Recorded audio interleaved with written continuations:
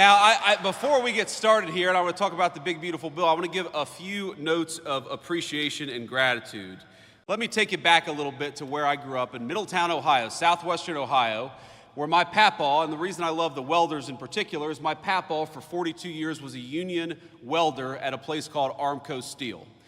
And when I was growing up, Armco Steel had shed about 80% of the workforce that it had employed when my papaw was working there during its heyday. And unfortunately, it was one of the lucky ones, because a lot of the steel mills lost about 80% of their workforce. A lot of the steel mills didn't exist at all. And I think that what happened is that for those of us who grew up in those factory towns, we were so used to seeing those proud, big, beautiful factories, seeing the night sky lit up with that furnace. We were proud of what our parents and our grandparents made every single day. And of course, they were proud to earn the kind of a job that enabled them to provide us a good life. And what happened? Thanks to a generation of failed politicians and stupid decisions, those factories closed down one by one by one, and many of those proud towns that made us who we are, ladies and gentlemen, those proud towns became ghost towns. Well, not anymore. What the President of the United States was elected on a promise to do was to bring back American manufacturing, to bring back American craftsmanship, and that is exactly what President Donald Trump is doing every single day in Washington.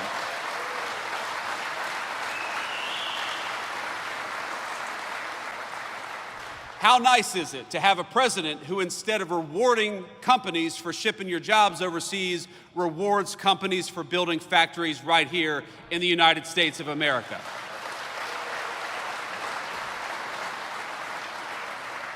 How nice is it to have a president of the United States who, instead of raising your taxes, is cutting your taxes by historic margins every single day, as we just did? For years, American leaders would ask you to work overtime, would ask you to spend even more time away from your family, and every hour that you spent at the job, they would reach further and further into your pocket.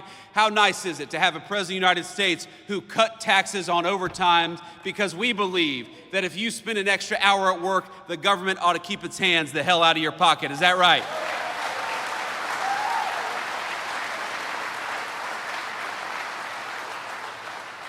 We know about 5%, about 1 in 20 Wisconsin workers rely on tips to bring home the bacon for themselves and their families. How nice is it to have a president of the United States and Republican majorities in Congress that cut taxes on tips instead of forcing our waitresses and service professionals to deal with the IRS? We ought to make it easier for folks to get by, which is exactly what we did when we cut taxes on tips, and Wisconsin families are going to be the beneficiaries. It let you keep more money in your pocket. It rewarded you for building a business or working at a business right here in the United States of America. It makes it easy for you to take home more of your hard-earned pay, and it makes it easier. If you're an American manufacturer or an American business, it makes it easier for you to build your facility or expand your facility right here in the United States of America. I happen to believe that it's the dumbest decision we made as a country to reward foreign companies with putting stuff overseas instead of right here in places like Wisconsin. Well, now we have a different president with a different attitude. If you're building in the United States of America, if you're working in the United States of America, if you're trying to earn a decent living right here at home, we are going to fight for you every single day. But if you build crap overseas and try to undercut the wages of American workers, you're going to pay a big fat tariff before you bring it back in to the United States of America. You know, what I told Will earlier is that all these problems are interconnected. Why is it that we allowed these Mexican drug cartels to bring this poisonous fentanyl into our communities? Why is it that so many people lost hope and started taking that fentanyl? Why is it that we had a government that seemed to care more about illegal immigrants than they did about their own citizens? It's all connected, because when they shipped your job overseas in the last administration or in administrations that came before it, what they also did at the same time is they allowed those cartels to come in to our country and take advantage of our communities. So what the working class families tax cut does is, yes, it gives you more take-home pay. Yes, it cuts taxes on overtime. Yes, it cuts taxes on tips, but it also gives our incredible law enforcement over $100 billion to get those drug cartels the hell out of our country once and for all. They're going to tell you that this bill which gives you more of your hard-earned money, that they opposed it, not because they want to raise your taxes, and they do, but because they're worried about your health care. They are so worried about your health care, in fact, that they want to give more and more of your health care to illegal immigrants. And that's exactly why they voted against this bill. I know we have this beautiful high school class back there. And I'll give you, just from a vice president to the high school seniors, I'll give you guys just a little bit of relationship advice from a man who's been happily married for 11 years. Find yourself somebody who loves you as much as national Democrats love giving health care benefits to illegal aliens. That's my advice for you. Because it is, as far as I can tell,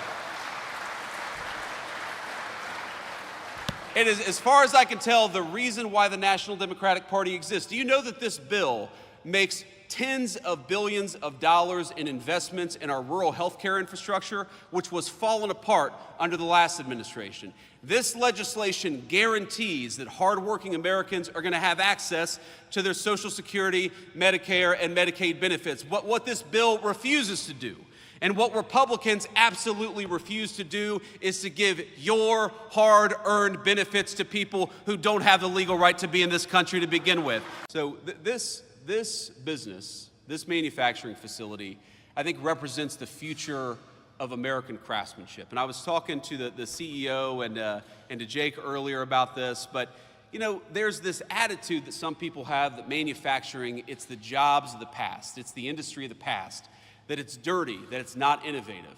Why? I challenge any journalist to walk around this facility for 10 minutes and not realize that this is one of the most innovative companies in America, and this is the future of American industry, the future of American innovation, and the future of American manufacturing. They're using artificial intelligence in this facility. They're using robotics in this facility. They're doing things that, frankly, were not even possible 20 years ago, and they're doing them in order to build a great American future. We are practically a stone's throw away from a beautiful new bridge, a bridge that is being built with American-made steel from this manufacturing facility, because we have great American craftsmen right here in Wisconsin, and we ought to fight for them. But my papaw, before he died, he used to tell me that, you know, he didn't know that American manufacturing was going to be as strong in the future as it was in his time. And again, I love my papaw, but I think that's the wrong attitude.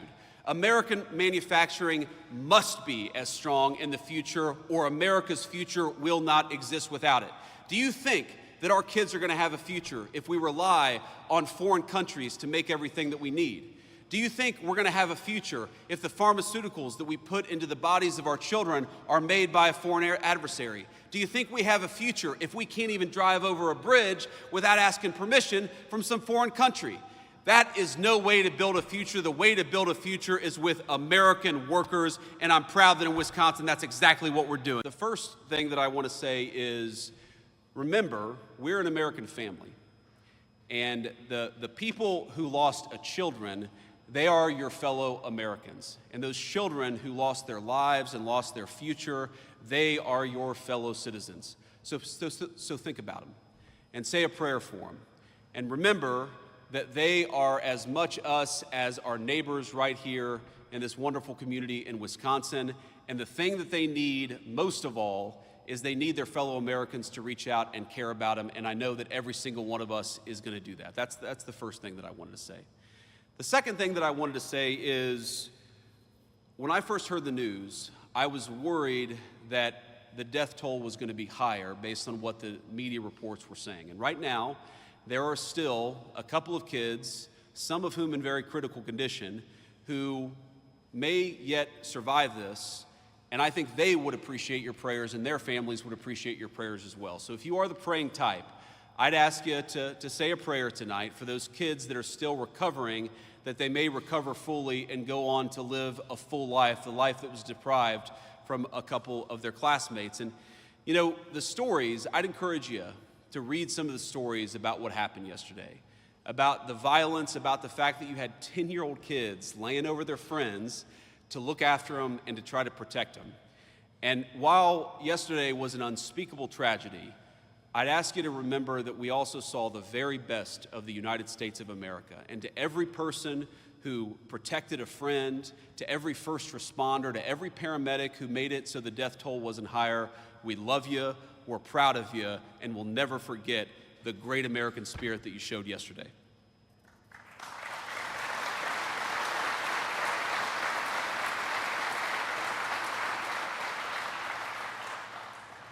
And on that note,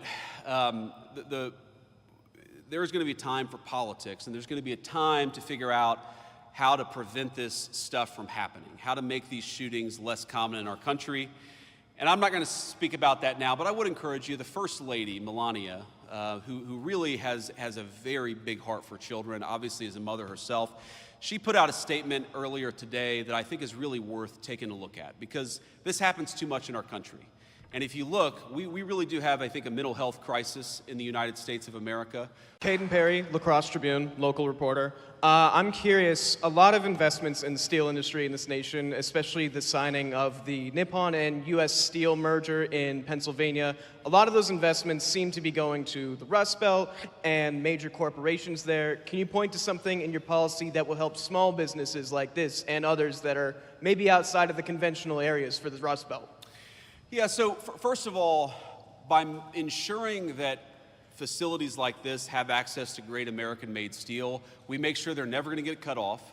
And I talked to the CEO about this earlier. We make sure that they're always going to have the supplies necessary to do the business that they need to do. And that's a very important thing, because as we learned during the COVID pandemic, when you rely on foreign countries to make your critical supply, sometimes those foreign countries don't work. You can't depend on them. We can depend on our fellow Americans, and that's why it's so important, big corporation and small, to bring this stuff back to the United States. But you ask, what is going to help this small business? Well, first of all, the workers here, when they work an overtime shift, are not going to have to pay taxes on those overtime hours. That's going to help the workers and consequently the business right here in this facility. But also, you heard Secretary Burgum talk about this earlier. When a plant like this makes a big investment, we want to make that pay in the tax code. We don't want to penalize them for investing in American workers and American production. And the working families tax cut, you know what it does? It completely accelerates depreciation, so that when they make a big investment, when they buy a big amount, when they buy a big new facility or they buy a big new piece of equipment, they can immediately benefit from that in the tax code. And it's such a reversal from what we've had in this country for 40, 50 years, where we would penalize companies in the tax code for building and making in the United States of America. Under President Trump's leadership, we're rewarding companies in the tax code for building and making right here at home. Charles Benson with TMJ4 out of Milwaukee. As you know, the president this week signed an executive order around the National Guard. And so I'm curious if you can give us some more detail on that, wanting the National Guard members to be available for rapid mobilization and establish a quick reaction force. My question would be, would that quick reaction force be deployed to help with day-to-day police work? And would a governor, like the governor of Wisconsin, have the option to say no to any deployment nationwide? And the last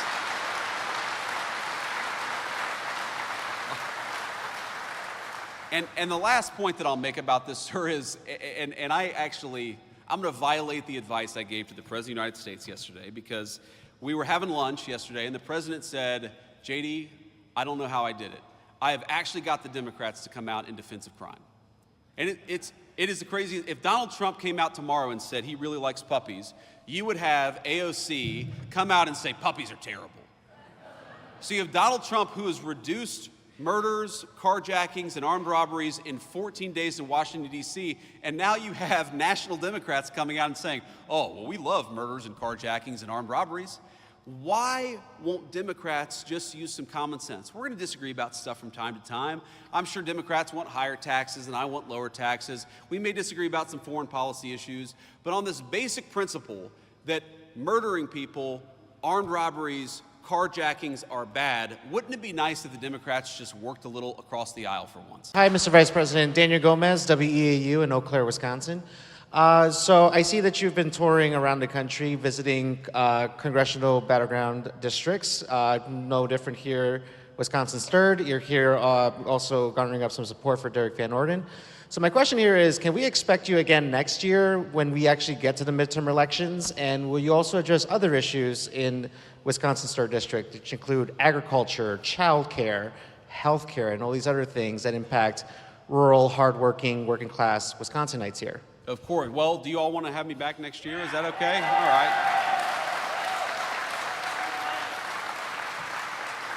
Look, so long as the people of the 3rd District will have me, yes, I will keep on coming back and keep on talking about the issues that matter. Yeah, you asked about agriculture, I think rural health care, and also child care. Look, if you look at the working families tax cut, there's a lot there for agriculture. There's a lot. For example, if you buy a new tractor, you buy a new piece of farm equipment, wouldn't it be nice if you were rewarded in the tax code instead of penalized in the tax code? Well, now, thanks to the working families tax cut, you are going to be rewarded, which is why the farmers were really big and supportive and behind the legislation. We had such great support from our farming community in Wisconsin and all over the country for this legislation, I think in part because it does a lot for our farmers. You asked about health care. Look, rural health care in this country is in bad shape. It was left in bad shape by the previous administration, and this legislation, the Working Families Tax Cut, has got tens of billions of dollars to shore up our rural health care system. It is so unusual to hear Democrats say this is going to be bad for health care when we're spending billions of dollars to try to fix some of the rural health care problems in our country. And by the way, has anybody been awake for the last 4 years? Any of these national Democrats? How was the rural health care system doing under Joe Biden when you had hospitals and clinics closing at a record and alarming rate? We're trying to fix that. We want people to be able to access to health care, but we want American citizens to be able to access health care, and that's what makes us different from the National Democrat Party. Jeff Murdoch, The Washington Times. So there are plenty of people, there are scores of people still in jail that have been pardoned under President Biden's auto pens. Do you think they should be released from prison? Well, I think that there's something weird about this auto pen, which is that you have a guy who even some of his own staff members said did not have the mental faculty to be president of the United States, okay?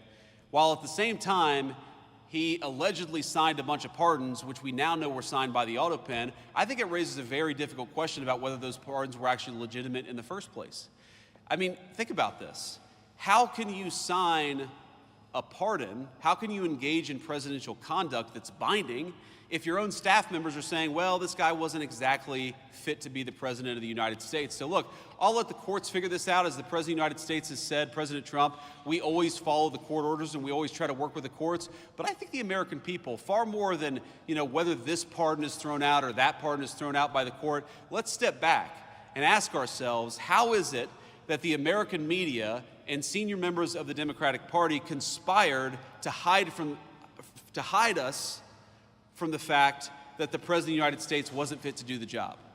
This is about more than politics. This is about more than policy disagreements. This is about if you get a phone call at 3 a.m. and there's a national security emergency, does the person who's answering the phone have the mental ability to do the job?